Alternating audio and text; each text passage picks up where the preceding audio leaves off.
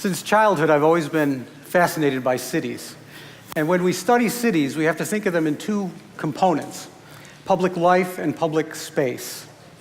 Public space is kind of the scaffolding, the form of a community, a form of a city. Public life is the living, breathing community with all its hopes and dreams, changing with time and generations. And since cities first appeared on the planet about 10,000 years ago, these two aspects have interrelated with one another very intimately.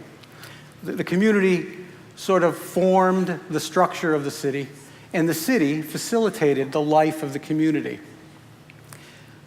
All the way through history until about 200 years ago. The first half of the 19th century saw major changes in technology that created the Industrial Revolution. Machinery was invented, fossil fuels were mined, factories were built in many cities across the world. And this changed the structure of cities. And large numbers of workers migrated to cities, swelling populations of cities from perhaps tens of thousands of people to hundreds of thousands and even millions. So the form and structure of the city changed. And for the first time, the structure was built to facilitate large-scale manufacture of industrial goods and to house large numbers of people in close proximity to their places of work. And so we had the result of those, which are the pollution and congestion that we had in 19th century industrial society. Think of Charles Dickens, for example. And then in the mid-20th century, technological changes occurred that allowed us to escape the congestion and pollution.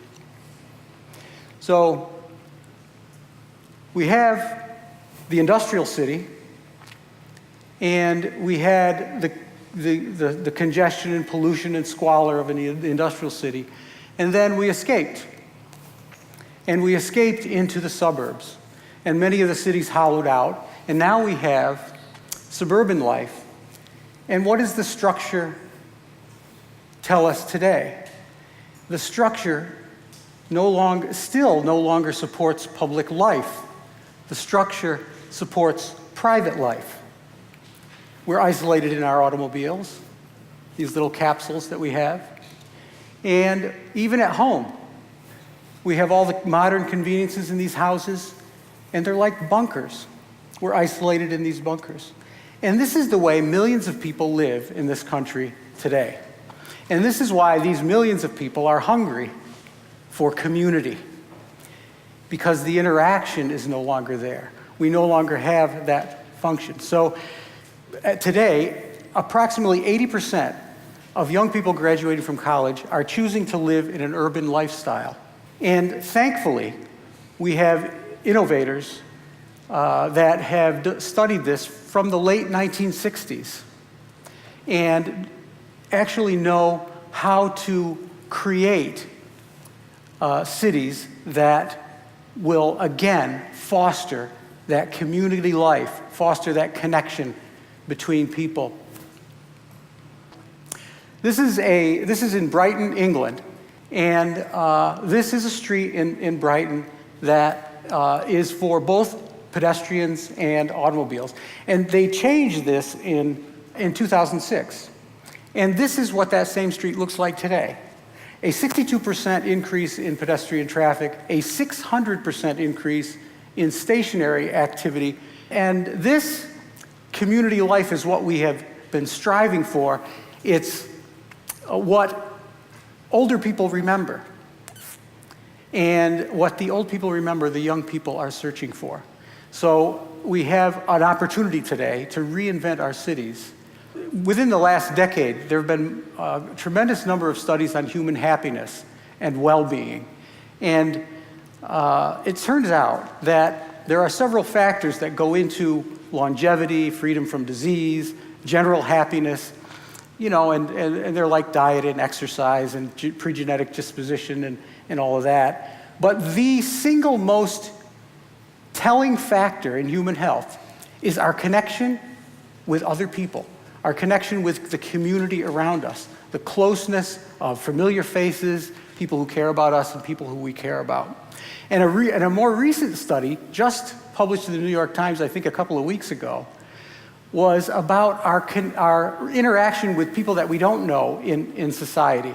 On the way to work, simple greeting people, exchange of information, the time of day and all of that. And they found, remarkably, that the people who did this on the way to work had a better outlook in their day, improved their attention span, their productivity at work, and their general happiness throughout the day, as opposed to the control group who came to work kind of in a bubble, making no eye contact, etc. So this shows you the importance of this connectivity. The interesting thing about this is that when we go back in history to pre-industrial civilization, the ancients knew this intuitively. In ancient Greece, the size of an agora could not be any larger than the distance that would enable a person to recognize another individual from the other side. And the proportion of buildings strive for the ideal, and everything was to enhance the human form and to foster the connectivity of the community. When the Romans conquered a territory, the first thing they would do is build a city from the ground up, complete with aqueducts, theater, public baths, temples, libraries, and they would generally build a city for 50,000 people, the ideal size city. And when it got to be too large, they would build another city in that territory.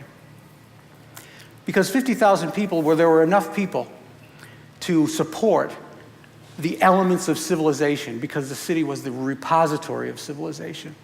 And yet it was small enough that it would be full of familiar faces for people. So we're learning this today, which sort of brings me to the idea of the Micropolis, the ideal size community today, between 10,000 and 100,000 people, with those same attributes. It has a wider world in it, thousands of people that you don't know. And yet it has the familiarity to be affirming and engaging. There are hundreds of these cities in this category throughout the country that are waiting to be revitalized. Now we come to my favorite subject, Gloversville. This is a picture of downtown Gloversville. And in 2017, we are about to embark on our plans, developing our strategy for a complete urban revitalization of our city.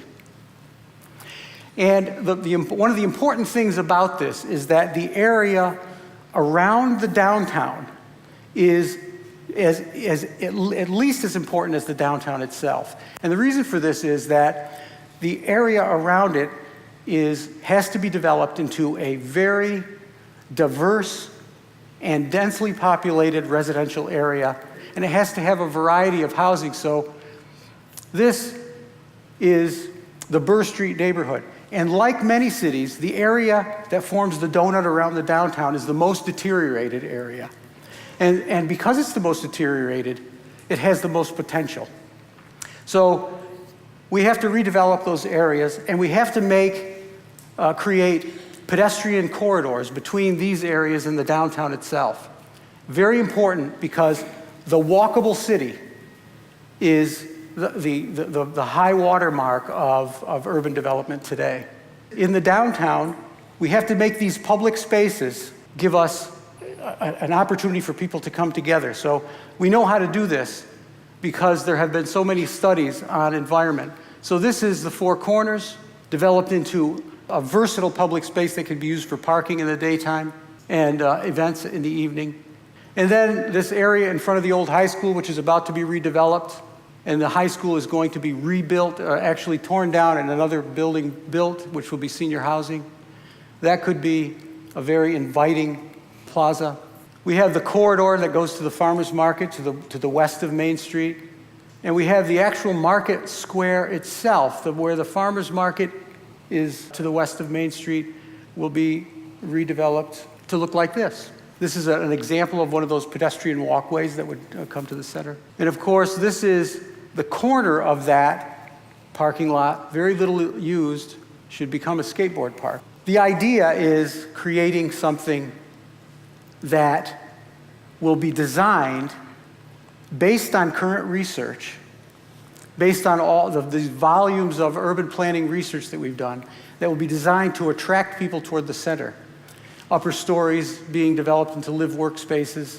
As a child, I grew up on McNabb Avenue at the west end of Gloversville. And you could go climb the hill where the high school is built today, and you could climb up onto the big rock. And from there, you could look down and see the whole city. And back then, in the 1950s, it was kind of a thriving city. And on a calm day, you could almost hear the sewing machines and the din of the busy place. And it seemed to me like something out of a storybook. This perfect little city sort of separated from the wider world.